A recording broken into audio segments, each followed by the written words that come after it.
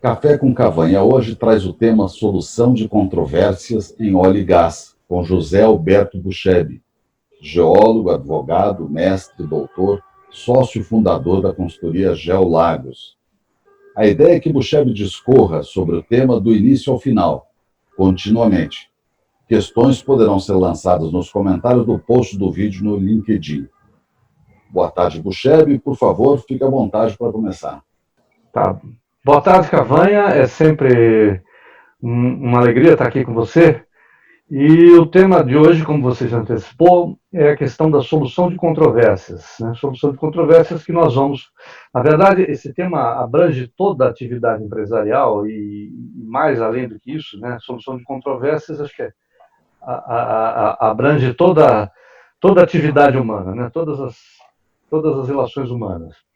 E eu gosto sempre de começar minhas apresentações, meus cursos, mostrando a cadeia produtiva da indústria do petróleo, né, de maneira simplificada, evidentemente, para a gente ter uma visão geral, um contexto geral, e para a gente ativar a consciência aqui de todos, né, que o problema que acontecer em algum ponto pode ter reflexos em vários outros pontos, né, de toda essa cadeia produtiva. O nosso foco aqui vai ser a solução de controvérsias no EIP, né? no upstream, começa lá com a atividade de exploração e produção. Se o empreendimento tiver sucesso, descobrir óleo em condições comerciais, vamos para o desenvolvimento e a produção de óleo, né? Bem, na verdade, esse segmento tem um segmento um pouquinho mais amontante ainda, né? Que é o fornecimento de bens e serviços, tanto para a exploração, como para o desenvolvimento, como para a produção. Né? Eu até coloquei uma setinha mais forte, né, em negrito, o fornecimento de bens para o desenvolvimento, que é quando tem um maior volume de fornecimento de bens e serviços. E, além de tudo, né, além disso, também tem mais uma atividade amontante, que é a aquisição dos direitos de exploração e produção. Você só pode executar a atividade de EIP nas áreas, nos blocos em que você detém esses direitos. Né? E a gente vai discutir um pouco disso também. Né? Bem, esse aqui é o EIP também, eu estou lembrando aqui um número do planejamento estratégico da Petrobras, 2020, 2024, de um capex de 75 bilhões de dólares, né? 85% vão ser alocados à atividade de EIP. Né? Isso ilustra bem a importância desse segmento. Claro que é um número da Petrobras, mas de alguma forma ele representa a realidade da indústria, principalmente do Brasil, que a Petrobras ainda é o principal player. Né? Fisicamente, até onde vai o EIP? Né? Ele vai até esse ponto, que a gente chama de ponto de entrega nos acordos particulares, é o delivery point, né? É o ponto no qual os hidrocarbonetos passam da mangueira do sistema de armazenamento para o flange de entrada do navio aliviador. Então, até aí eu tenho atividade, o P termina aí, né? O P do EIP. O P a produção consiste em extrair o petróleo, quer dizer, trazê-lo do reservatório à superfície e prepará-lo para a movimentação. Né? A partir desse pontinho, eu tenho uma atividade de movimentação, transporte ou transferência. Então, aqui o foco vai ser nosso aqui. Né? É só lembrar aqui os regimes jurídicos, os regimes fiscais aplicáveis à atividade de EIP, né, as relações entre o poder concedente, o Estado, e a empresa de petróleo. No Brasil, eu vou me ater só aos 3 regimes que estão vigentes no Brasil: concessão, partilha de produção e um regime especial, que é o regime da cessão onerosa, que só tem no Brasil, características bem específicas do Brasil. Né? Eu vou selecionar as variáveis que eu considero, as variáveis-chave que eu considero importantes para a gente entender a diferença de um regime para o outro. Né? Então, eu selecionei aqui, inicialmente, o risco do empreendimento, de quem é o risco do empreendimento, havendo sucesso, né, de quem é a propriedade do petróleo e do gás natural produzidos, desse petróleo e gás natural que for produzidos, qual vai ficar retido com o país hospedeiro, com o Estado, né? Que a gente chama na indústria do petróleo de participações governamentais, na tradução do government stake. Né? O que fica para o Estado dessa riqueza que foi produzida? Uma variável bastante importante para o investidor, já que ele correu o risco, né, que normalmente é o investidor, a empresa de petróleo que corre o risco, se há ou não possibilidade de abater os investimentos que ele fez e as despesas operacionais que ele teve para produzir o petróleo. Né? Bem, E aqui, em termos de risco de empreendimento, na concessão é empresa de petróleo, né? Seja ela a Petrobras, seja ela a empresa privada, seja ela uma joint venture, o Estado não corre risco nenhum. Na cessão onerosa, o regime que está hoje vigente no Brasil, o risco é 100% da Petrobras, né? Há iniciativas de mudança no marco legal, que eu vou discutir um pouquinho adiante, mas, por enquanto, o risco é da Petrobras, né? E na partilha de produção é da empresa de petróleo, que, né, no regime de concessão nós chamamos de contratada, no regime de partilha de produção, no regime de concessão chamamos de concessionária, no regime de partilha de produção de contratada. Bem, se o empreendimento tem sucesso, de quem é esse óleo, de quem é esse gás, né? De quem é a propriedade? Na concessão, da empresa concessionária. Na cessão onerosa, da Petrobras. E na partilha de produção, daí o nome, né? A produção é partilhada. E aí nós temos duas figuras, né? O cost oil, que vai ficar. Esse vai ser compartilhado entre a empresa estatal, a empresa de petróleo, o investidor privado e o Estado, né? E o profit oil que vai, aliás, desculpe, inverti de novo, né? O cost oil fica com a empresa contratada para justamente ressarcir os investimentos que ela fez e os custos operacionais que ela tem para produzir. E o profit oil, esse sim, é compartilhado entre a empresa privada e o Estado, né? Bem, em termos de participações governamentais, né, o que fica da riqueza que é produzida, do óleo e gás produzidos, o que fica com o Estado? Né? No regime de concessão, bônus de assinatura, e royalties e participação especial. Né? Participação especial é uma modalidade especial, tanto royalties como participação especial são compensações financeiras pela atividade de exploração e produção de petróleo. Os royalties incidem sobre toda e qualquer produção de petróleo. Se você produzir um barril de petróleo, você vai pagar, vai recolher royalties. E a participação especial incide, né, a lei dizia, né, grandes volumes ou grande, em casos, situações de grande rentabilidade, né? O fato é que a regulação só prevê pagamento de participação especial para a produção de grandes volumes, né? Até porque é inviável você cobrar participação especial de grande rentabilidade. Você pode produzir um barril de petróleo e ter grande rentabilidade. Mas essas são as três participações especiais no regime, participações governamentais no regime de concessão. Na cessão onerosa, houve o pagamento da Petrobras, daí o nome, né? Os direitos foram cedidos à Petrobras, daí o nome cessão, diretamente à Petrobras, sem licitação, e onerosa porque a Petrobras pagou por isso. Então, a primeira participação governamental que surgiu, recolhida pelo Estado, foi o pagamento que a Petrobras fez pela cessão dos direitos de exploração e produção nessas áreas, nas áreas da cessão onerosa. E royalties, né? Não há incidência aqui, não há pagamento aqui de participação especial.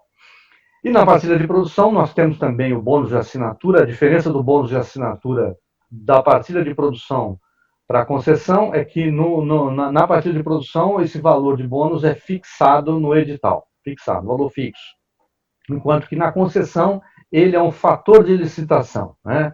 Então, você vai participar da licitação do bloco, você escolhe, no caso da concessão, você escolhe quanto você vai oferecer de bônus por aquele bloco, né, em função do valor que você vê naquele bloco. Temos também royalties, assim como na concessão e na cessão onerosa. Não temos participação especial também na partilha de produção. E outra participação governamental, que da riqueza produzida, uma parte fica com o Estado, né, que é o petróleo e gás. No caso brasileiro, são geridos, a comercialização desse óleo é gerida pela PPSA. Possibilidade de abatimento dos investimentos das despesas operacionais. Aliás, antes disso, né, lembrar que nos três regimes há ainda o pagamento pela ocupação ou retenção de área, né, que a gente chama na indústria de rentals, né. Aí sim, a quarta variável aqui, o quarto elemento que a gente vai avaliar é a possibilidade ou não de abatimento de investimentos e despesas operacionais. No regime de concessão, tipicamente, né, na indústria, de maneira geral, tipicamente não há essa possibilidade, não existe isso, né?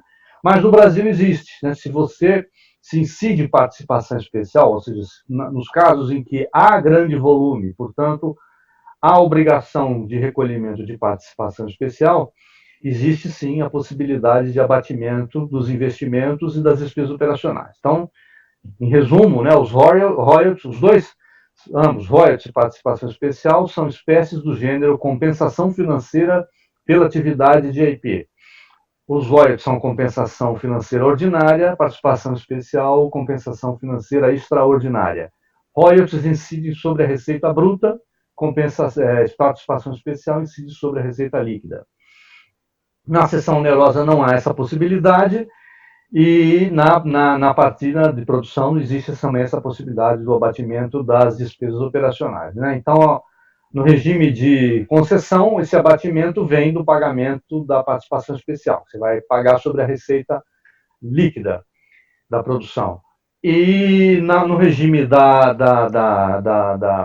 partida de produção, justamente dessa parcela chamada de cost oil, essa parcela que fica com a empresa de petróleo a título de ressarcimento dos investimentos, do risco que ela correu sozinha, né, e das despesas operacionais que ela tiver.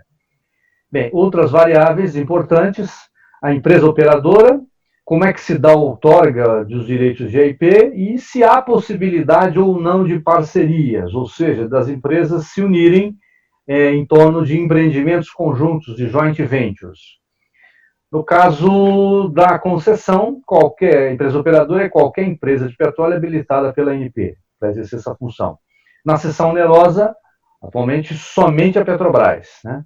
A partida de produção, originalmente, somente a Petrobras era a operadora única, né? Figura operadora única, e sempre com, no mínimo, 30% de participação. Isso mudou, continua mudando, a gente já vai ver, né, a seguir. Como é que se dá a outorga dos direitos? Na concessão, sempre por licitação, né? Houve somente um momento inicial de transição do monopólio para o regime de aberto, de concessão, que foi da chamada rodada zero, né? Que foi selecionado um conjunto de blocos para continuar com a Petrobras, e os campos que a Petrobras tinha descoberto até aquele momento ficaram também para a Petrobras. Cada bloco daqueles, cada campo daqueles foi assinado um contrato de concessão sem licitação. Por isso que a indústria chama isso de rodada zero. A partir daí, terminou a outorga dos direitos sempre em regime de licitação. A cessão onerosa, a outorga foi feita através da cessão direta à Petrobras, sem licitação. E a partilha de produção, duas possibilidades, teoricamente, duas possibilidades na lei de partilha, né? Licitação, como vem sendo praticado, ou contratação direta da Petrobras dispensada a licitação. Isso está previsto, teoricamente, na lei, nunca foi utilizado. Cogitou-se utilizar esse mecanismo, né, de contratação direta da Petrobras para os excedentes da seção onerosa, mas essa ideia foi abandonada em função dos questionamentos do TCU, de tal maneira que só tem sido praticada a via da licitação. Possibilidade de parcerias no regime de concessão, sim, sempre há possibilidade de parcerias. Na seção onerosa, do jeito que está vigente hoje, não, ou seja, a Petrobras não pode fazer parceria com ninguém. E na partida de produção, sim. Sim, se houver licitação, né? Naquela hipótese de haver contratação direta da Petrobras, dispensando a licitação, ela não pode fazer parcerias, né? Bem, houve já uma alteração importante aqui no marco legal, né, que é a questão do direito de preferência. A Petrobras não é mais operadora única, não há mais obrigatoriedade dela ter 30% de participação, ela tem apenas o direito de preferência, né?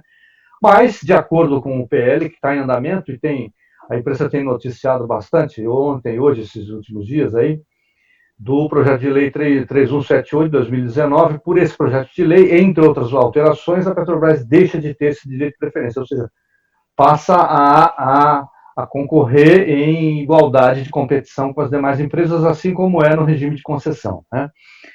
A possibilidade de parcerias aqui também não é possível, mas, de acordo com esse projeto de lei 8939 de 2017, se ele for aprovado, se ele vier a ser aprovado, a Petrobras poderá ceder até 70% dos seus direitos, ou seja, ela fica com no mínimo 30%, mas ela pode fazer parcerias, joint ventures com outras empresas, né? Bem, fazendo um zoom ali naquele nossa cadeia produtiva da indústria do petróleo, que é o nosso foco aqui, né? A gente tem o fornecimento de bens e serviços, né? Na verdade, só para lembrar aqui que se você quiser ser titular de direitos de EIP no Brasil, você tem duas vias, né? Ou é a aquisição originária, e a aquisição originária é você participar de uma licitação promovida pela agência reguladora, pela ANP, ou você se associa com alguém que já participou e já venceu uma licitação. Essa chamada aquisição derivada, né? São os processos de cessão de direitos, cessão e aquisição de direitos, né? Farm-in, farm-out. Farm-out do ponto de vista de quem está cedendo os direitos, farm-in do ponto de vista de quem está adquirindo os direitos, né? Uma característica importante do segmento de EIP, que distingue o EIP de toda a indústria, né, diria da indústria de maneira geral, e também do restante da indústria da indústria do petróleo, né, de todos aqueles segmentos que estão a jusante do EIP, né, o midstream, o downstream. Né. Primeiro é o alto risco, né, um empreendimento de exploração. A média mundial aí em torno de 20 a 30% de índice de sucesso, né? Quer dizer, de 70 a 80% dos empreendimentos de exploração não adentram a fase seguinte, não descobre óleo em condições comerciais. Então, é um risco bastante elevado. Elevados investimentos, né? Um poço aí um poço offshore, água profunda, alcança, né, facilmente a cadeia aí a ordem de grandeza de dezenas de milhões de dólares.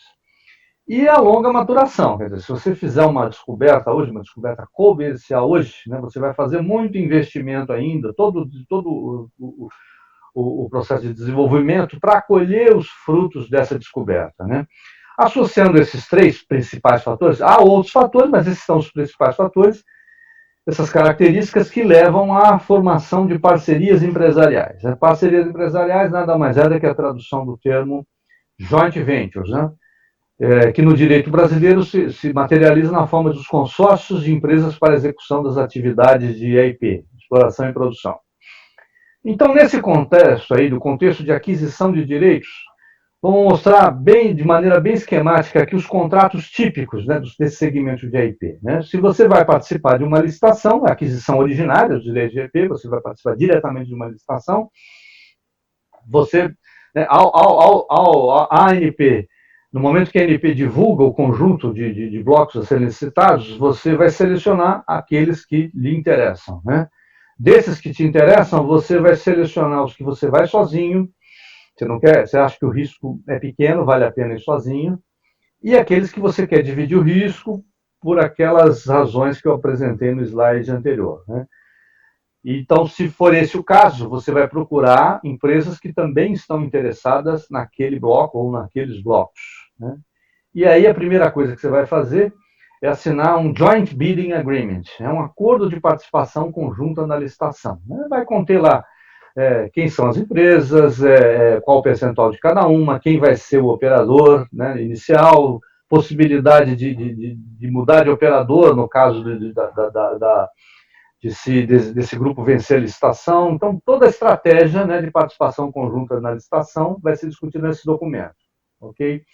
Se, voltar aqui um segundinho, se esse grupo não vencer a licitação, morre aqui. Né? Morre aqui esse contrato, nada segue, sobrevivem somente as obrigações de confidencialidade, né? Porque uma empresa divulgou dados para outra, mas morre aqui. Se esse grupo vencer a licitação, por obrigação legal, esse grupo vai ter que formalizar a parceria por meio de um contrato de consórcio. Né? Esse contrato de consórcio é um contrato público que é arquivado na junta comercial, assim como o contrato social de uma empresa, o estatuto social de uma SA, está lá arquivado na junta comercial.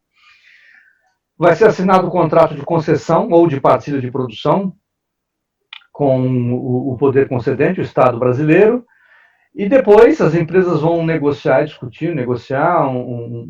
celebrar um Joint Operating Agreement, um JOA, ou JOA, como a gente fala no Brasil. Esse aqui é um instrumento que vai regular o dia a dia da parceria. Né? Os 30 anos ou mais que a parceria viger vão ser regulados pelo Joint Operating Agreement.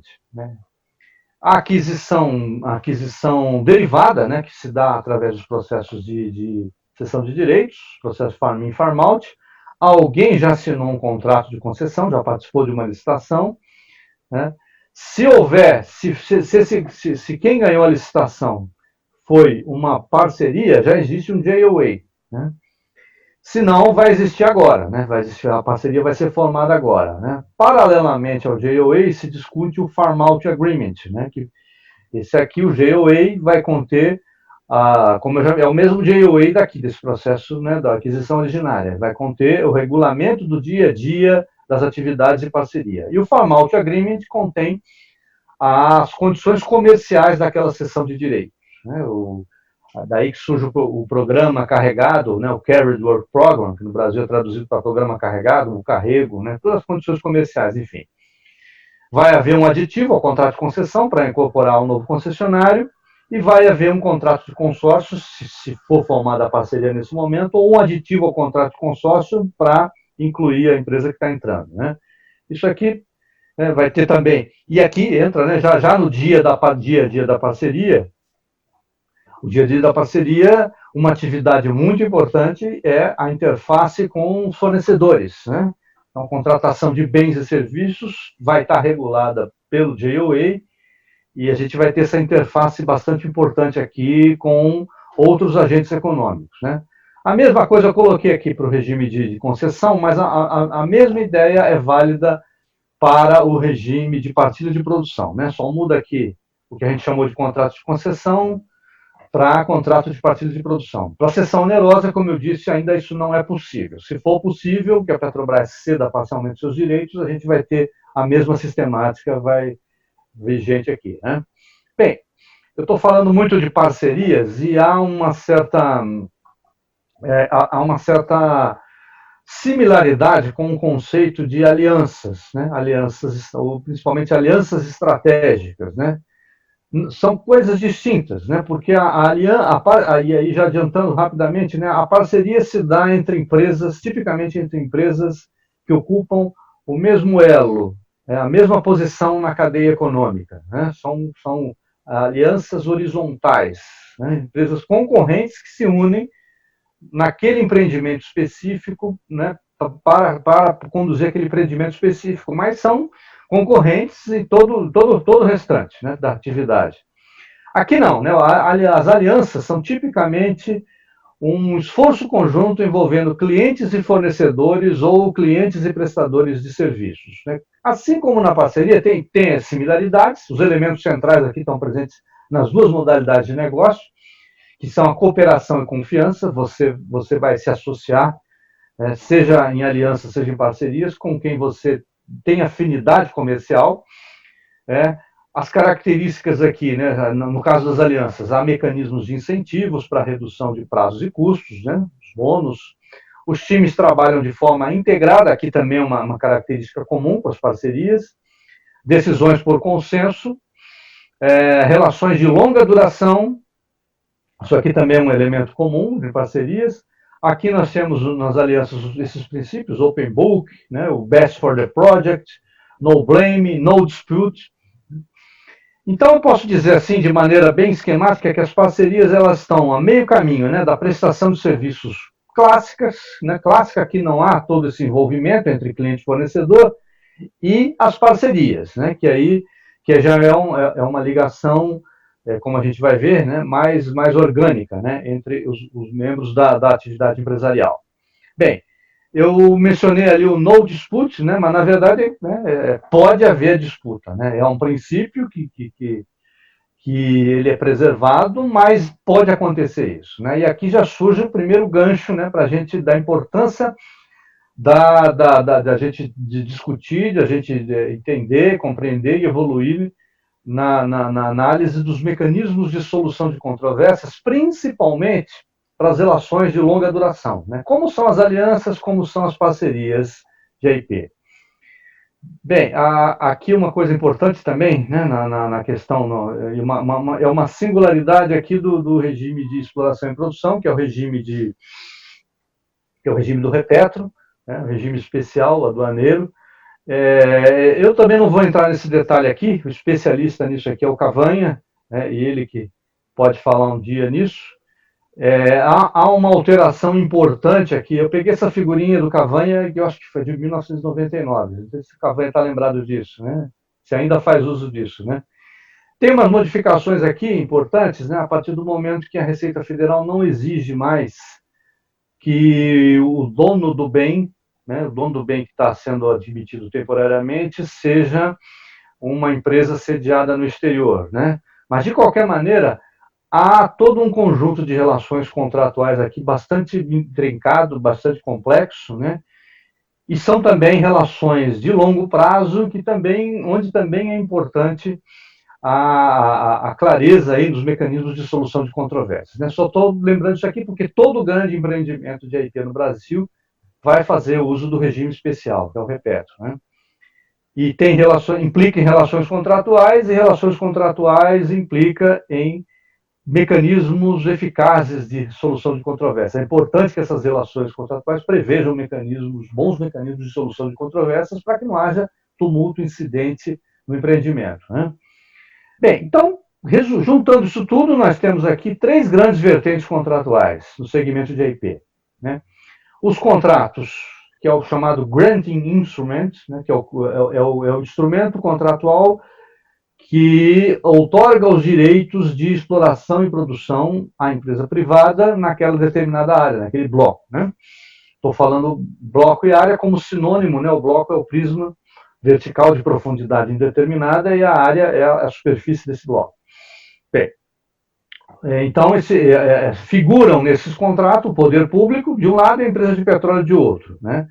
E 2 vertentes de contratos particulares importantes. Né? A primeira sempre vai haver aqui, né? Que são as empresas de petróleo e os seus fornecedores de bens e serviços. E aqui, 70, eu diria que hoje 70% a 80% dos empreendimentos de IP, principalmente dos grandes empreendimentos, são empreendimentos em parceria. Né? Então, a gente tem essa terceira vertente contratual, que é a segunda vertente de contratos particulares. São os contratos celebrados entre as empresas de petróleo para reger as suas relações de parcerias. Aí, quem figura são somente as empresas de petróleo. Né? Então, esses contratos aqui têm em comum que todos eles figuram empresas de petróleo. Né? E de diferente aqui, no primeiro, só o poder público. No segundo, fornecedores de bens e serviços. No terceiro, não tem nem poder público, nem fornecedores de bens e serviços. Isso é questão típica. Né? No Brasil, nós temos uma inovação que, no regime de partilha de produção, nessa segunda vertente aqui de contratos particulares, nós temos a presença da figura da empresa estatal, que é a PPSA, né? Que tem a função de representar os interesses da União. É uma inovação brasileira que também a gente pode discutir melhor em outro momento. Bem, isso aqui, nesse cenário aqui, vamos dar uma geral aqui nos agentes econômicos envolvidos nas atividades de EIP. A gente tem um grande conjunto de empresas, de entidades. Essas empresas a gente vai subdividir em concessionárias contratadas ou concessionárias do ponto de vista técnico é a mesma coisa, são empresas de petróleo. Né? Só o nome muda em função do regime jurídico aí, se é concessão, se é cessão onerosa ou se é a partir de produção. E as que não são nada disso, não são nem concessionárias, nem contratadas, nem concessionárias. Né? Essas concessionárias, essas empresas de petróleo se dividem, elas estão lá executando a sua atividade, ou elas estão sozinhas lá, ou seja, não tem parceria com ninguém. Nesse caso, ela vai ter que ser operadora. Né? Nós temos sempre, em todo empreendimento de EIP, nós temos um operador, né, que é o líder, né, da atividade de EIP. É o líder do consórcio, se for em consórcio, ou ele, se não tiver consórcio, a própria empresa que está sozinha lá é a operadora. O operador aqui, de acordo com a classificação técnica da ANP, ele é A, B, C ou D. O A opera em qualquer bloco, o B em água rasa e terra, o C, blocos em terra, e o D, aquelas acumulações marginais dos pequenos campos de petróleo. Né? E elas podem estar reunidas em consórcios. Nesse caso, uma delas sempre vai ser operadora. Né? Eu sempre gosto de fazer assim, é como se esse operador fosse o síndico do condomínio. Né? E as demais não operadoras. O operador vai ter que ser também, ele vai ser classificado tecnicamente numa dessas 4 categorias, A, B, C ou D, pela agência reguladora, e o não operador, ele não tem que ter capacitação técnica, né? Ele só tem que ter capacitação financeira para fazer frente aos compromissos do contrato, do granting instrument, né? E tem que estar juridicamente também regularizado, né? Capacitação financeira e jurídica. Né? No outro conjunto, as não concessionárias, não contratadas e não cessionárias, nós temos as prestadoras de serviços, as empresas prestadoras de serviços, que eu também separo em grupos, né? Nós temos aqui um grupo especial, que são as empresas de aquisição de dados, EAD, empresa de aquisição de dados, as empresas que fazem, principalmente de dados sísmicos, né? Eu separo porque elas têm um regime especial, né? Uma regulação especial da agência reguladora para isso. Isso tem no mundo inteiro. São empresas de petróleo, né? Chamados dados SPEC, de especulativo. Elas têm autorização da agência reguladora para fazer levantamento de dados, principalmente dados sísmicos, né? Mas não só dados sísmicos, mas principalmente dados sísmicos. E com essa autorização fazem o levantamento e são obrigadas a fazer uma oferta pública desses dados, né? E elas têm um direito a um período de confidencialidade, se não me engano ainda são 10 anos, a regulamentação original é 10 anos que permanece isso, né? Durante o qual elas têm exclusividade da comercialização desses dados. Depois disso, o dado se torna público e a agência reguladora pode divulgar para quem ela bem entender, né? Nós temos a prestadora de serviço com cláusula de risco, né, e os famosos contratos de risco, né, que existiram no Brasil, hoje não existe mais, né, estou colocando aqui pelo menos teoricamente, se foram praticados aqui os contratos de risco de exploração, e tem os contratos de risco também de produção, né? O caso no primeiro caso, de exploração, eu não tenho nenhum campo descoberto, né? Então eu tenho uma área e eu contrato alguém, um prestador de serviços, para explorar essa área aí, né? No segundo, eu já tenho um campo de petróleo, né? Mas eu não tenho interesse em investir nesse campo, porque eu tenho outras prioridades de investimento. Então, eu defino uma curva base e convido uma empresa, ou várias empresas, né? Eu digo assim, olha, o que você produzir acima dessa curva base aqui, nós vamos dividir.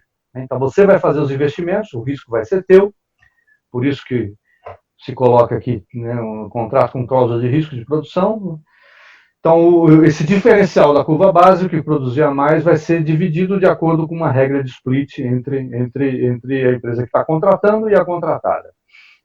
E outros serviços, que são serviços clássicos em que o prestador de serviço não corre risco nenhum, né? E os fornecedores de materiais e equipamentos e as instituições financeiras, né?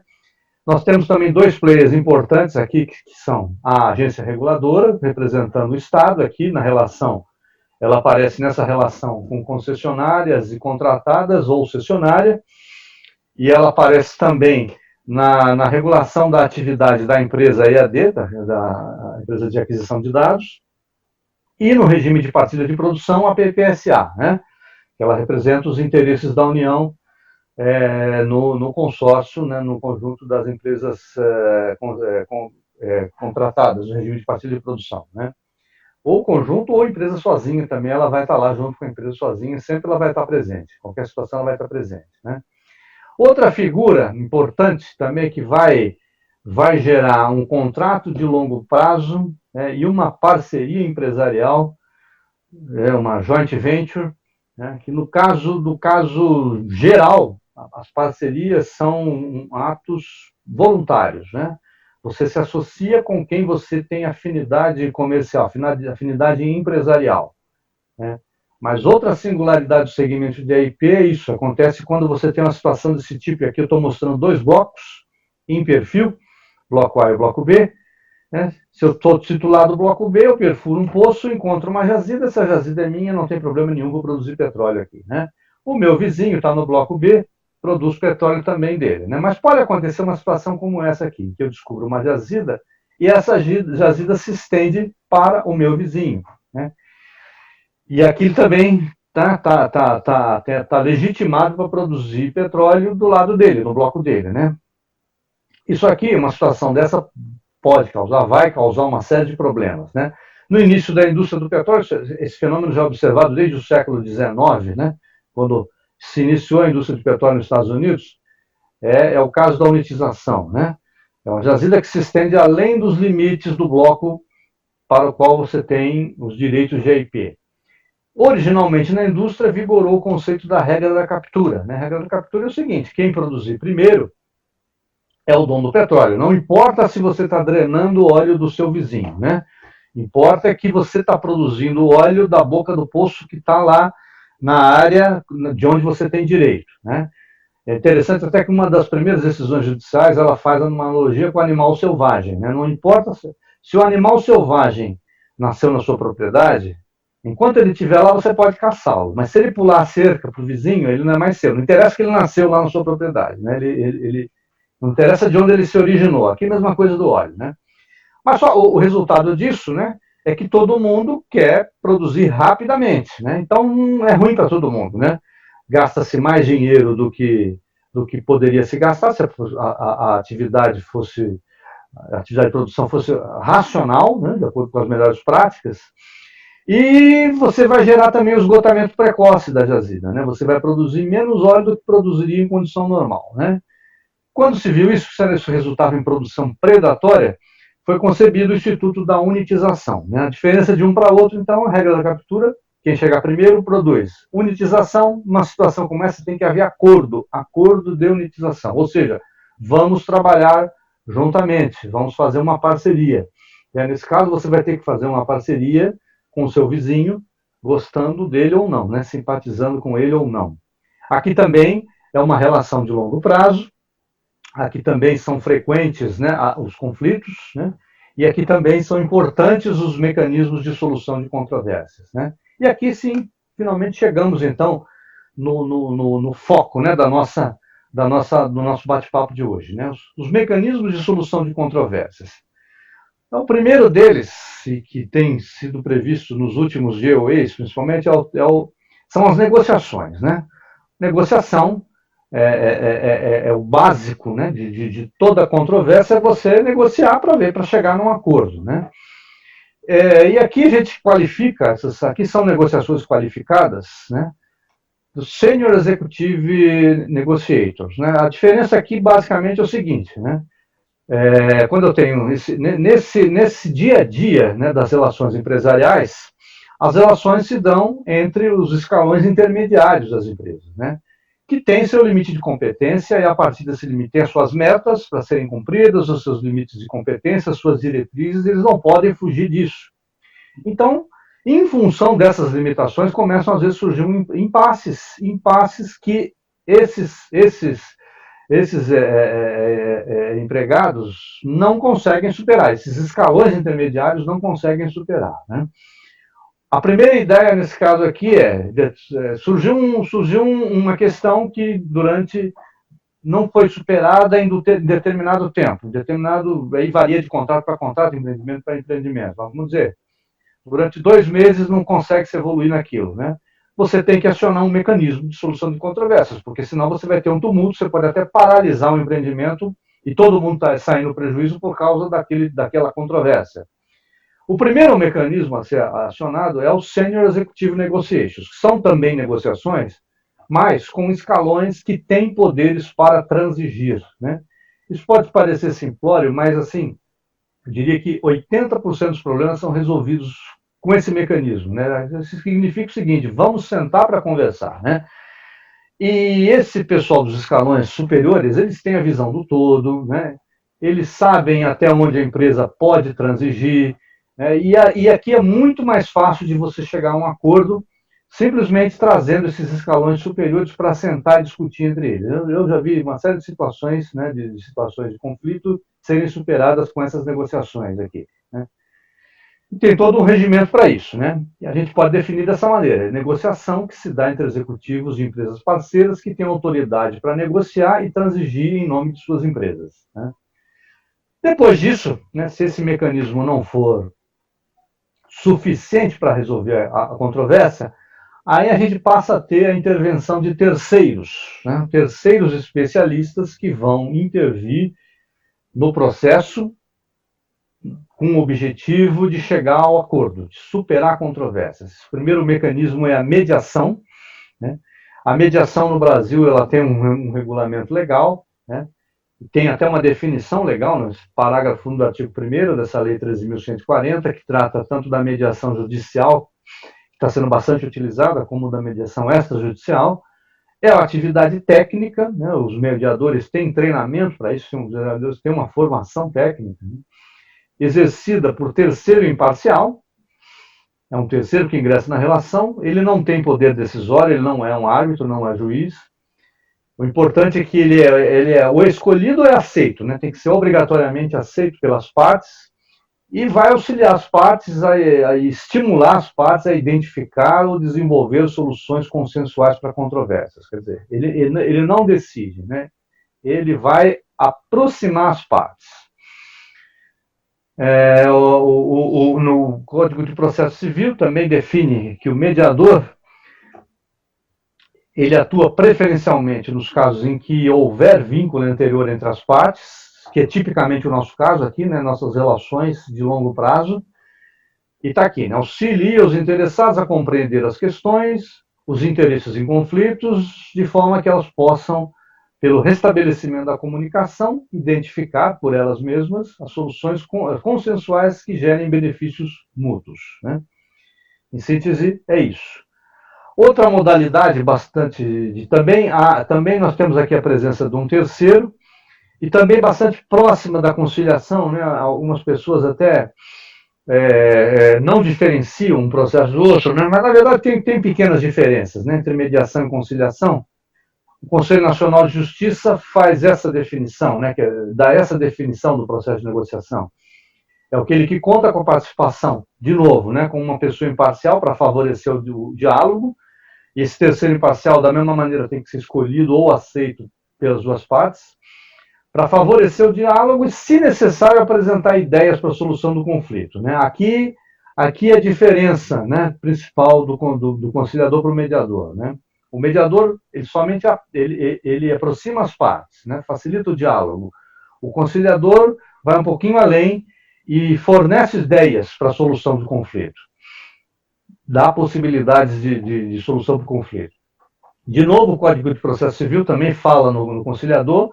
Nesse caso, né, a figura que vai atuar preferencialmente nos casos em que não houver vínculo anterior entre as partes, né, ele pode, a diferença está aqui, né, ele pode sugerir soluções para o litígio. Né, obviamente, vedada a utilização de qualquer tipo de constrangimento ou intimidação para que as partes conciliem. Né, isso aí é evidente. Então, o CNJ também resume a questão da seguinte maneira, né, na mediação, o mediador facilita o diálogo entre as pessoas para que elas mesmas proponham a solução, cheguem à solução. E na conciliação, o terceiro interfere de forma mais direta no litígio e pode chegar a sugerir opções para a solução do conflito. Ainda segundo o CNJ, né, para os conflitos subjetivos, ou seja, nos quais existe a relação entre envolvidos ou o desejo de que tal relacionamento perdure, como já dizia, né, o Código de Processo Civil, indica-se a mediação. E conflitos objetivos, superficiais, no qual não existe relacionamento duradouro entre os envolvidos, aconselha-se o uso da conciliação. Bem, além disso, nós temos também com a intervenção, né, com a presença de terceiros, o mecanismo das práticas colaborativas. Né? Práticas colaborativas é uma mediação de conflito que o acordo é o foco principal. Ele tem sido tem sido utilizado muito em direito de família, né? Mas está sendo também, tem sido iniciada a utilização nos conflitos empresariais. Né? E o ponto-chave aqui é que o acordo é o foco principal. Então, as características são as seguintes. Os envolvidos voluntariamente decidem resolver suas questões sem recorrer ao litígio. Não vamos para o litígio, vamos sentar aqui e vamos fazer o seguinte. Cada parte vai ser assistida por um advogado. E esse advogado não é um advogado, não é qualquer advogado. Ele é um especialista nesse método de solução de controvérsias, nas práticas colaborativas. O contrato de prestação de serviço, cada parte vai ter um advogado especializado nisso, e esse contrato de prestação de serviços advocatícios vai estar limitado às negociações desse acordo. Se não tiver acordo, o foco é chegar no acordo, naturalmente que pode acontecer, né, transcorrendo as discussões, não se chegar no acordo. Caso o acordo não seja atingido, o advogado se retira do caso e outro profissional passa a representar cada parte. Né? Em princípio, não há presença de terceiro, ou seja, não há aquela figura do terceiro, do mediador ou do conciliador, né? Só ficam esses dois e o foco é chegar no acordo. Então, é você contratar os serviços, cada parte contrata os serviços de especialistas nessa modalidade de solução de controvérsias. Outro mecanismo também, esse aqui já numa classificação, aqui nós temos a autocomposição. A autocomposição é quando as partes, com ou sem o auxílio de terceiros, elas mesmas constroem a solução, né, e concordam com a solução. Em oposição, aqui, já juntando aqui, eu tenho os métodos consensuais, e a arbitragem também é um método consensual, só não é autocomposição, né, é um método consensual, porque para existir arbitragem, as partes têm que querer, né? Ou seja, todos esses mecanismos aqui tem que haver acordo entre as partes de procurar esse mecanismo de solução de controvérsias. Ou seja, só vai ter Senior Executive Negotiations, só vai ter mediação, conciliação, práticas corporativas e arbitragem, se as duas partes quiserem, as partes em litígio quiserem resolver a controvérsia por esses mecanismos. Ninguém é obrigado a se submeter a Senior Executive Negotiations, a mediação, conciliação, práticas colaborativas e também a arbitragem, né? A arbitragem você tem que estar prevista no contrato. Ou, mesmo não estando prevista no contrato, você pode levar o litígio à arbitragem, mas tem que ter o acordo das duas partes, né, das partes em litígio. Em oposição à autocomposição, você tem a heterocomposição, né? Aí não são as partes que estão chegando à solução, que estão entregando a solução. É um terceiro que está decidindo o que as partes não conseguiram decidir por si próprias. E aí eu tenho duas alternativas, né? Ou a questão é decidida no judiciário, ou se recorre à arbitragem para decidir a questão, né? A gente vai ver a arbitragem e a arbitragem também, ela decide tanto a arbitragem como o processo judicial, chamado processo de conhecimento. Uma das partes é condenada, né, a ressarcir a outra parte, se ela não executar, se ela não executar por si própria, né, essa sentença arbitral, espontaneamente, né, a outra parte vai ter que iniciar um processo de execução, né, tanto se a sentença foi proferida sentença de mérito foi proferida no judiciário ou se a sentença foi proferida no juízo arbitral. Se não houver o cumprimento espontâneo da sentença, aí é um processo de execução que se dá no Poder Judiciário. Bem, o que é a arbitragem, então? Essa definição, não existe nós temos uma lei da arbitragem, mas não tem uma definição sintética, como tem aqui da professora Nádia de Araújo, né, que é o que eu mais gosto. É um meio de solução de controvérsias baseado na vontade das partes, ou seja, as partes decidem, né, que vão decidir aquele conflito por arbitragem, as quais elegem árbitros, as partes elegem árbitros, para decidir de forma obrigatória o litígio. Então, as partes decidem quem é que vai ser o árbitro, né? O árbitro tem que ser uma pessoa capaz, né, maior de idade, e que tenha a confiança das partes, né? Qualquer pessoa pode ser árbitro, desde que ela tenha esses dois requisitos. E a decisão do árbitro no processo arbitral vai ser obrigatória, ou seja, vai ter a mesma força vinculante que tem uma decisão judicial. Nós temos no Brasil a lei da arbitragem, a lei 9.307 de 1996. É um mecanismo de solução de controvérsias utilizado internacionalmente, né? Não é só no Brasil que se busca tirar as controvérsias, né, os litígios do Poder Judiciário, mas colocá-las em juízo arbitral. É um fenômeno mundial, porque em tese ela tem, eu digo em tese porque nem sempre acontece isso, mas em teoria a gente tem as vantagens da arbitragem, né, a especialidade dos árbitros, diferentemente do juiz, né, você vai convocar, você vai escolher, as partes vão escolher árbitros que entendam daquele assunto, o assunto objeto do litígio. A velocidade de julgamento, o procedimento arbitral é mais simples, um ritual bem mais simples do que o processo civil. Então, isso em tese, os julgamentos são mais rápidos, o litígio é superado mais rapidamente, e a confidencialidade do empreendimento, né? E eu digo que são uma vantagem porque as empresas geralmente não gostam de expor os seus conflitos, né? A questão de imagem institucional. Então, se ela está em juízo, teoricamente, salvo nos casos de segredo de justiça, esse conflito é público. Na arbitragem, não. A arbitragem se dá no regime de confidencialidade, normalmente, né? No regime de confidencialidade, e aquilo só diz respeito às partes que estão em litígio, né?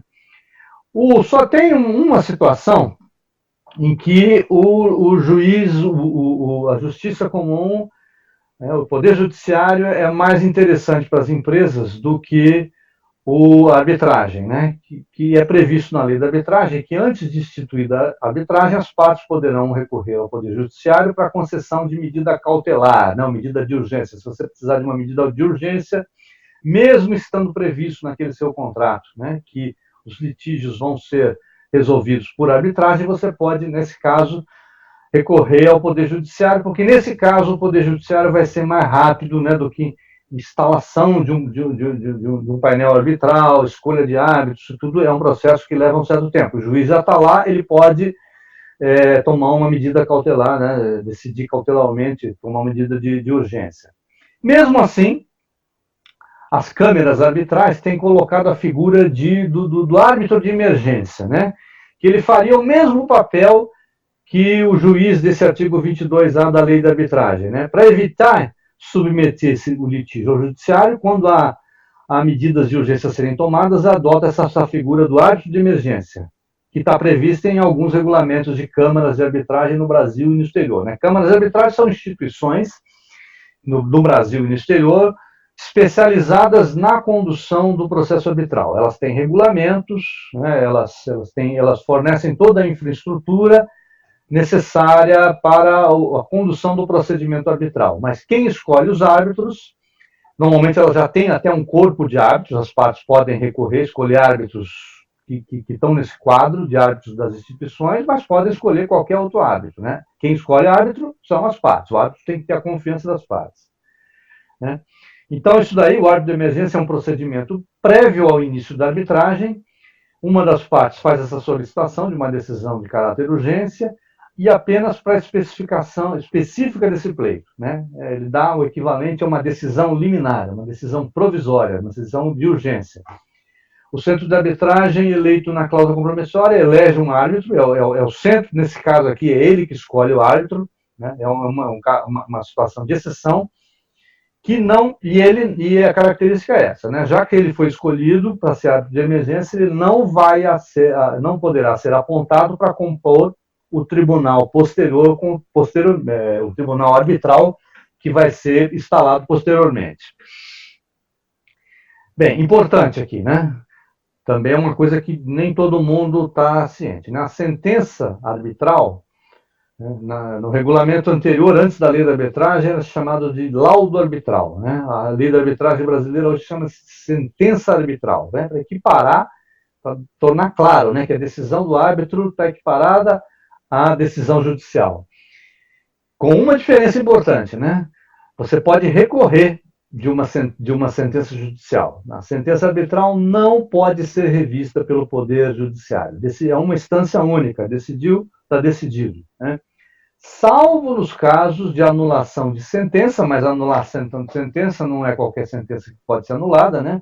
Basicamente, se aconteceu fraude, se houve fraude ou se houve alguma irregularidade, né?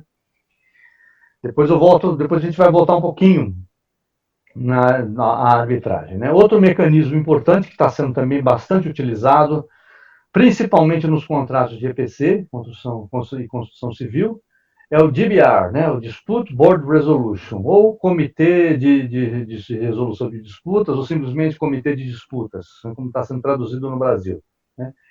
É um grupo de especialistas que é nomeado pelas partes, né, também da mesma maneira, né, com consenso entre as partes, logo no início do contrato, com a missão de acompanhar o contrato. E, ao acompanhar o contrato, ele vai estar automaticamente, esse grupo, esse comitê, vai estar automaticamente preparado para julgar eventuais controvérsias que surjam ao longo da execução desse contrato, né? Aqui, diferente da arbitragem, que a gente observa na prática da arbitragem, eu disse que para ser árbitro, Basta ser capaz, né, no gozo da sua capacidade civil, e ter a confiança das partes. Né? Mas a gente for ver, eu nunca vi uma arbitragem em que os árbitros não sejam profissionais do direito, né? Advogados, né? Que atuam como os árbitros, seja numa situação de árbitro único, seja um painel de árbitros. E aqui a gente já tem uma diferença importante, né? E esse painel de árbitros, então, ele só vai surgir quando tiver controvérsia, se houver controvérsia, diferente desse board aqui, né? Do DBR. Havendo, desde o início do contrato, o board, o comitê é formado. E ele não é formado só por profissionais do direito. O DBR típico são 2 técnicos e um presidente, esse sim, profissional de direito. Esses 2 técnicos, né, no caso mais geral, são engenheiros, né, engenheiros especializados na área do contrato lá. Né, engenheiro, eu digo engenheiro, pode ser um geólogo, né, mas são especialistas técnicos. Né, a visão técnica aqui está mais presente do que na arbitragem. Né? A visão técnica vai estar presente na arbitragem se houver necessidade de perícia. Né? Mas aqui não, aqui ela está presente desde o primeiro momento. Então, a gente tem hoje entidades especializadas também que prestam esses serviços, né? Auxiliam as partes a constituir, né, o board. Um exemplo importante, um exemplo típico, né, de onde seria importante um board como esse aqui, é no caso de JOAs, no caso de parcerias, né, do Joint Operating Agreement. Ela vai durar no mínimo a fase de exploração e pode se estender, né, ao longo do desenvolvimento e produção. Pode atingir décadas aí. É uma relação de longo prazo em que é importante que os litígios sejam superados, para que não haja tumulto na parceria, para que não haja prejuízo no andamento do empreendimento. Né? Bem, o DBR aqui, a gente tem 2 tipos de comitê, e eu estou separando isso daqui porque ele pode ter, né, o comitê de revisão, né, o chamado Dispute Review Board. Ele não emite decisões, né, ele emite recomendações. Recomendações não vinculam as partes, né, você segue ou não a recomendação. Né, mas está feita a recomendação, vai estar lá registrado que o comitê fez uma recomendação, ele sugeriu a solução que ele entendeu mais adequada. Essa recomendação, ela é importante, mesmo sendo recomendação, porque vai ficar registrado, e se não houver acordo entre as partes, né, vai ficar registrado lá que um comitê especialista neutro fez essa recomendação. Então, de certa maneira, ela já dá força para uma das partes ali que está em linha com aquela recomendação. Né? E o comitê por adjudicação, né, que é o Dispute Adjudication Board, aí eles emitem decisões, né, decisões que vinculam as partes em litígio. Feita essa diferenciação, aqui tem o comitê híbrido, né, que também é o Combined Dispute Boards, ele pode agir em alguns momentos, né, tanto recomendar como decidir conflitos de acordo com o que for previsto no contrato. Né? E é o que eu coloquei aqui. Né? Ele deverá prever se as decisões podem ou não ser submetidas à revisão judicial ou arbitral. Bom, mesmo eu tendo um comitê por adjudicação que decide, né, o contrato vai decidir se essa decisão pode ser revista. E aí, por quem ela pode ser revista? Pelo Poder Judiciário ou juízo arbitral? Bom, o fato é que o DBR aqui, ele pode assumir 2 naturezas diferentes, né? Se for só uma recomendação, ele se assemelha muito mais a um mecanismo de mediação ou conciliação, né? São terceiros imparciais, né? A diferença é que eles já estão nomeados desde o início do contrato, são especialistas naquele contrato. Né? E aqui também eu tenho, ou ele pode ser equivalente a uma decisão arbitral, porque se o contrato prevê, né, que aquela decisão do comitê não pode ser submetida, não pode ser revista nem por arbitragem, nem por via judicial, em termos práticos, aquele comitê está funcionando como um painel arbitral, né? Um tribunal arbitral, porque ele decidiu a questão e não se tem direito a recurso. Né?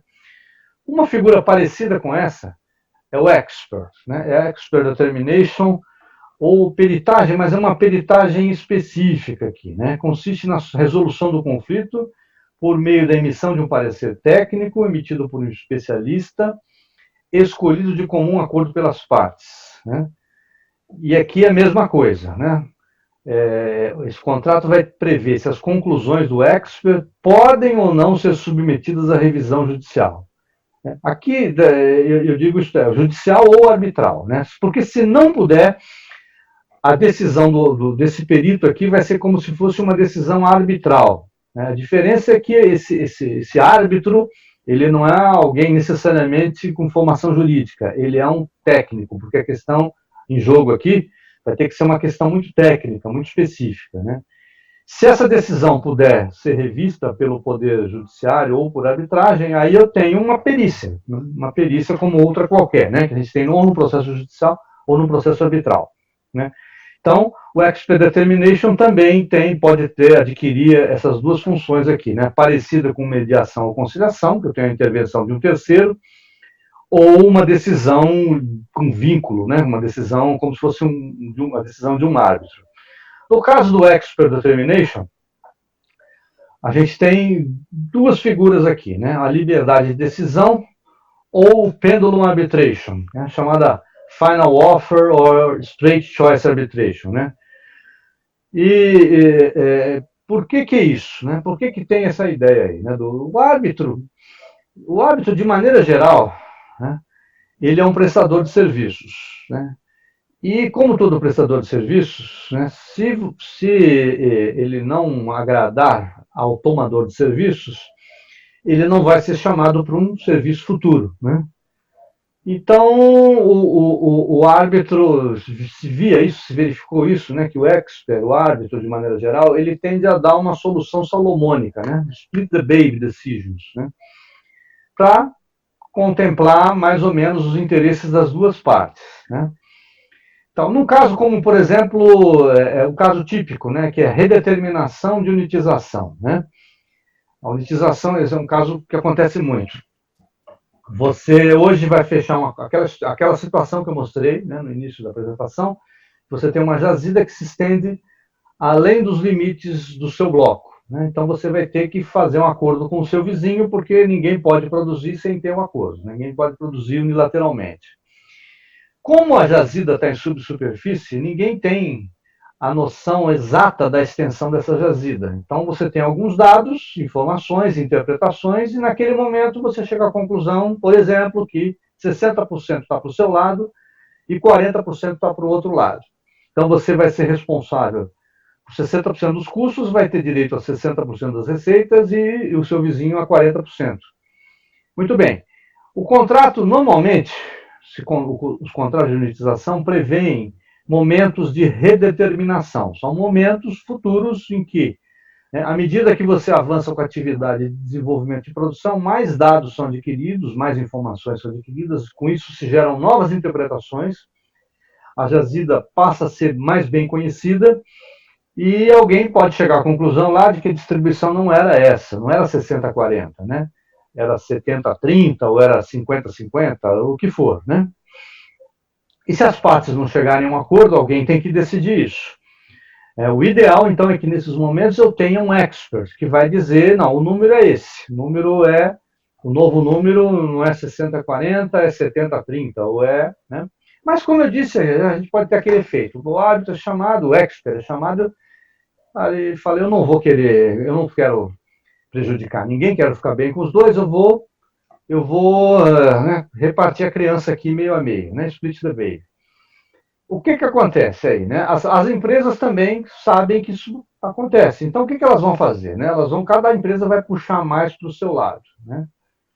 Então, isso vai, já que ele vai na metade, então eu vou puxar muito para o meu lado, e meu vizinho vai fazer a mesma coisa, né? Isso encoraja comportamentos aventureiros, né? Então, para evitar isso daí, surgiu essa pendulum arbitration, a arbitragem de ofertas finais, que diz o seguinte: o árbitro tem que escolher uma das duas. Ele não pode fazer o in-between aí, não. Ele tem que escolher uma das duas, né? Bom, aí as partes, sabendo disso, aí vai lá, se eu puxar muito para o meu lado, o árbitro vai tender a escolher a proposta do meu vizinho. Então, eu vou aproximar o máximo possível da realidade, né, do que eu acho que é real. E o meu vizinho vai fazer a mesma coisa, né? Com isso, o espectro diminui, facilita a decisão para o árbitro e ele decide uma das duas. Isso já existe, interessante que isso já existe no direito brasileiro, essa lei 10.101, que é a lei que regula a participação, a distribuição de participação especial, né, PLR. O artigo 4º diz o seguinte, né, caso a negociação, tem uma negociação, né, caso a negociação visando a participação nos lucros ou resultados da empresa resulte em impasse, as partes poderão utilizar-se dos seguintes mecanismos de solução de litígios, né, que nós estamos falando aqui. Mediação, que a gente já sabe o que é, ou arbitragem de ofertas finais, que é justamente o nosso pendulum arbitration aqui, né, o final offer arbitration, né, ou straight choice arbitration. E ele vai além lá, né, aplicando-se no que couber os termos da Lei 9.307, que é a lei da arbitragem. O que ele está dizendo aqui com isso? Ele está dizendo que o perito aqui, o cara que for chamado decidir, está decidido. É uma arbitragem, né? Não tem recurso, não. Não considera-se arbitragem de ofertas finais aquela em que o árbitro deve restringir-se a optar pela proposta apresentada em caráter definitivo, não pode voltar atrás, né? Por uma das partes. Essa é a nossa... é o expert determination, né? Bom, o Brasil tem evoluído bastante, desde a lei da arbitragem, de 96, é um mecanismo de solução de controvérsias que tem sido continuamente utilizado, progressivamente utilizado, bastante utilizado, né? O Brasil, alguns já dizem que o Brasil já pode ser considerado uma potência em arbitragem, né? E temos várias instituições especializadas em arbitragem, principalmente aqui nos grandes centros, São Paulo e Rio. Temos instituições internacionais também bastante atuantes. Londres, Paris são centros importantes de arbitragem. Nova York também, né? Mas no Brasil tem acontecido um fenômeno, e esse fenômeno pode acontecer, né, de que uma empresa as empresas não se conformem com o laudo arbitral e não cumpram o laudo arbitral, e aí você tem que iniciar um processo de execução, se não cumpre espontaneamente o laudo arbitral, ou as empresas vão mais além, né? Entram com um procedimento no judiciário para anular aquela arbitragem, né? Se elas identificarem uma daquelas possibilidades de anulação, que está previsto na lei da arbitragem, as possibilidades da anulação, né? Se for nula a convenção de arbitragem, né? For uma cláusula arbitral no contrato, uma cláusula arbitral muito mal feita, muito mal redigida e portanto, que cause, né, resulte em nulidade. Isso pode anular a arbitragem. Se ela emanou de quem não podia ser árbitro, né? Quem decidiu lá, quem foi escolhido por árbitros, viu-se depois que aquela pessoa não poderia ser árbitro. Se a decisão não contiver, a mesma coisa que tem que ter uma sentença judicial, né? O relatório, quer dizer, explicar tudo o que aconteceu no processo, os fundamentos da decisão, né? Por que ele está decidindo dessa maneira, o dispositivo, que é a sentença, a data e o lugar. For proferida fora dos limites da convenção da arbitragem, né? Quer dizer, o árbitro lá decidiu além do que estava em jogo, né? Ou fora do que estava em jogo. Comprovado que foi proferida por prevaricação, concussão ou corrupção passiva, né? Aqui, fraude, né? Práticas irregulares. For proferida fora do prazo, se forem desrespeitados os princípios também são vigentes aí em qualquer processo judicial, né? O princípio do contraditório, da igualdade das partes e da imparcialidade do árbitro de seu livre convencimento. Aqui nós temos um caso, esse caso aqui foi publicado, um caso que se tornou público, por isso que eu estou trazendo para cá, né? A controvérsia que surgiu no campo de Atlanta, é uma parceria com 3 empresas, a então QGIP, né? hoje a Enalta, Barra Energia e a Domo Energia, né? Que a Domo foi, ela foi, enfim, ela não atendeu os cash calls e houve uma discussão sobre a responsabilidade do operador, se o operador tinha ou não responsabilidade pelo atraso de chegada de um FPSO. O fato é que a questão foi levada ao tribunal arbitral e, nesse caso aqui, foi a London Court of International Arbitration, LCIA, em Londres, que ratificou o pedido da Barra Energia de exclusão da Domo do projeto do bloco BS4. Né? O GeoAbe ele prevê isso, que em caso de inadimplência, de default, se essa inadimplência não for sanada em determinado prazo, o inadimplente pode ser excluído, né, da parceria. E foi a decisão desse tribunal arbitral aqui, né, no campo de Atlanta. Bem, então essa matéria de setembro de 2018, e a Domo não se conformou com isso, né, ela entrou com uma ação anulatória, fundada em vícios da sentença. A alegação foi de que ela foi proferida por um tribunal, composto um tribunal, quer dizer, um painel arbitral, né? Nesse painel arbitral havia uns árbitros que se integrou durante longo período, tinha relação com o escritório que prestava serviço às sociedades controladas das partes requeridas, né? Então, basicamente, esse árbitro não seria imparcial, né? E aqui o importante é que ele falhou gravemente em informar qualquer desses fatos às partes ou aos demais árbitros, né? Ele teria omitido essa condição de ter tido essas relações comerciais. Bom, eu não sei qual foi o desfecho disso, né? O fato é que das possibilidades, né, das hipóteses de anulação, nesse caso a Domo foi aqui nessa hipótese, né? Emanou de quem não podia ser árbitro, né? A pessoa que não tinha, sobre a qual, né, não tinha o requisito de imparcialidade, né? E é uma questão que vem ocorrendo muito, né? E aqui eu cito dois fatos aqui, né? Em São Paulo, por exemplo, Tribunal de Justiça de São Paulo, a vara de falências e recuperações judiciais ampliou o seu escopo de atuação, né? E ela passou a ser chamada falências, recuperações e conflitos relacionados à arbitragem, né? Então, ela tem a atribuição, né, das causas envolvendo arbitragens e execução das sentenças arbitrais. Quer dizer, esse fenômeno de incidentes, né, relativos à execução de sentença arbitral, nulidade de sentença arbitral, têm sido frequentes a ponto do Poder Judiciário ter se instrumentado, né, para julgar essas questões, né? Além disso, algumas câmaras de arbitragem, isso aqui é um exemplo do regulamento da CANCE-CBC, né, que é o Centro de Arbitragem e Mediação da Câmara de Comércio Brasil-Canadá, com sede em São Paulo. O artigo 11 tem lá, né, a questão do cumprimento da sentença arbitral. Esse aqui é de artigo 11 já de 2012, né? Na hipótese de descumprimento da sentença arbitral, a parte prejudicada, né, por esse descumprimento, poderá comunicar o fato ao CANCE-CBC para que o divulgue a outras instituições arbitrais e às câmaras de comércio ou entidades análogas no país ou no exterior, né?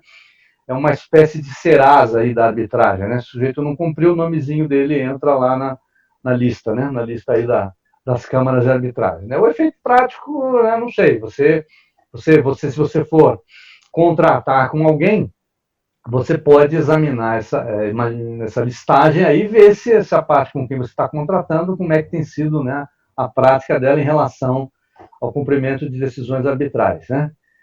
E com isso aqui, eu encerro a minha apresentação. Mais uma vez eu quero agradecer ao colega Cavanha, né, por essa oportunidade aqui. Eu espero ter contribuído aí para esse debate, que eu acho que é uma questão importante para a indústria, né? Superação dos conflitos.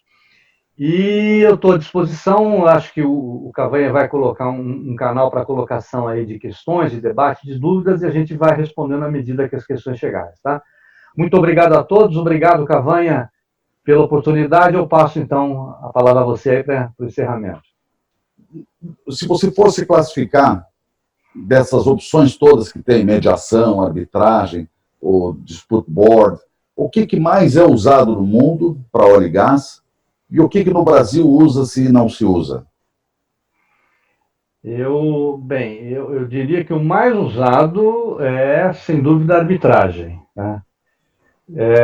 No Brasil, a gente está, acho que, num momento de transição, tá? Eu vejo uma crescente utilização da arbitragem. Então, contratos entre grandes empresas, né, estão sempre tendendo para a arbitragem. Eu acho que a gente pode evoluir ainda nos outros mecanismos, porque você chegou na arbitragem, né? Havia alguns dos entusiastas da arbitragem dizem que a arbitragem é mais barata e às vezes não é, né? A arbitragem é muito rápida, às vezes não é. E a arbitragem ela reduz o contencioso, tá? A animosidade entre as partes. Não é bem assim, né? Às vezes o, a animosidade ela é igual a do processo judicial, né? O confronto e tal, o desgaste por razão desse confronto, né? É muito semelhante ao processo arbitral. Então, eu acho que a arbitragem é um avanço em relação a você deixar a questão para o Poder Judiciário, porque a questão do Poder Judiciário é aquela coisa, né? Você tem o problema da não especialização do juiz, a morosidade da justiça, né? Você pegar um juiz de uma comarca do interior lá do estado e tal, o que ele vai entender disso? Ele vai ter dificuldade, mesmo que ele vai ter dificuldade para convocar um perito, é difícil, né? Bem mais difícil. Então, o avanço é muito maior. Mas eu acho que a gente pode evoluir ainda, principalmente eu vejo um potencial muito bom no DBR, tá? Claro que ele tem um custo, né? Porque as empresas vão ter que contratar esses especialistas, vão acompanhar desde o início, mas eu acho que eles podem trazer um ganho extraordinário aí, né? De evitar o conflito, né? Porque o ideal é não ir para a arbitragem, né? O ideal é resolver essa é a primeira questão. São 3 que eu anotei. Desculpa. A segunda é, como são os custos relativos de cada uma dessas opções?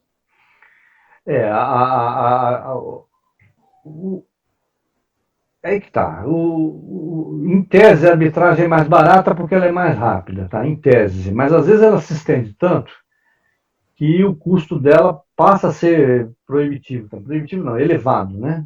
Passa a ser um custo bastante elevado. Né? Se você conseguir, né, uma arbitragem rápida, ela é bastante interessante. E aí vai depender muito até do comportamento das partes, né? Da clareza do contrato, da clareza da cláusula arbitral, da instituição que você vai escolher para administrar o conflito, né? Dos hábitos que vão ser escolhidos, depende de uma série de variáveis. Né? O DBR ele também não é barato, porque você tem que estar contratando esses profissionais que vão acompanhar o contrato, ele não é barato. Então, o mais barato aí seria as negociações dos sêniors, que você só o HH deles, né? A mediação e conciliação também são relativamente baratas, porque é um único especialista naquilo, ele não é um técnico especializado, não, ele é especializado naquelas práticas, né? De compor as partes e tal. Então, são mecanismos relativamente baratos. O pior é a justiça, de todos é o mais caro e mais longo.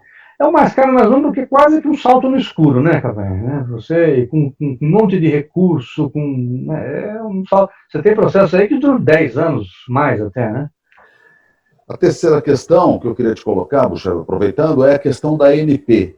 Ela dá guarida a todos esses mecanismos que você comentou? Os próprios contratos de concessão, dentro da lei do petróleo, né, já estava previsto que os litígios dos contratos de concessão, de partilha também, são resolvidos por arbitragem. Então, você já tem casos de arbitragem entre a ANP e as empresas de petróleo. Tá? E esse caso, por exemplo, esse que eu relatei aí, dessa controvérsia, a ANP executou o laudo arbitral, respeitou o laudo arbitral e executou o laudo arbitral. Eu não sei como é que ficou a discussão da nulidade lá, não, mas ela tomou providências para executar o laudo arbitral. Ou seja, então a ANP tem contribuído nisso também. E que seria um fator fundamental, né? Fundamental. Para a coisa dar certo, deslanchar. Gostaria de agradecer ao José Alberto Bucheb, pela excelente apresentação. Eu vou disponibilizar no LinkedIn, marcando o seu nome, de tal forma que quem procurar José Alberto Bucheb no LinkedIn vai achar essa apresentação e poderá comentar e interagir com você na maneira que você desejar. Tá? Perfeito, Cavanha. Muito obrigado mais uma vez por essa oportunidade e essa nossa parceria aí, né? Parceria bacana. Muito bacana. Bom. Muito obrigado. Obrigado, Cavanha. Grande abraço. Tchau, tchau. Tchau.